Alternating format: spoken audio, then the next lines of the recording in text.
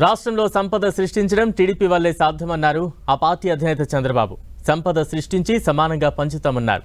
ప్రజాగలం యాత్రలో భాగంగా పలమనేరులో చంద్రబాబు ప్రసంగించారు.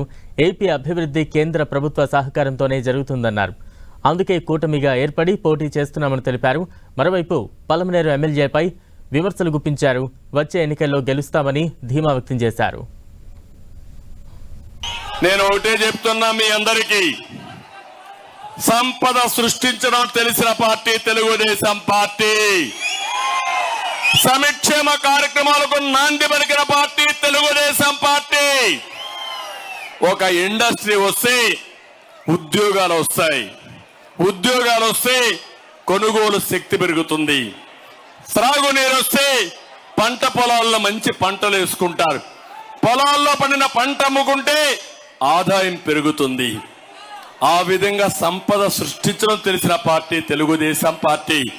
దీనివల్ల మీ భూముల విలువలు పెరుగుతాయి, కొనుగోలు శక్తి పెరుగుతుంది, మీ జీవితాల్లో వెలుగు వస్తుంది. అలాంటి కార్యక్రమాలతో మనం ముందుకు పోయాం.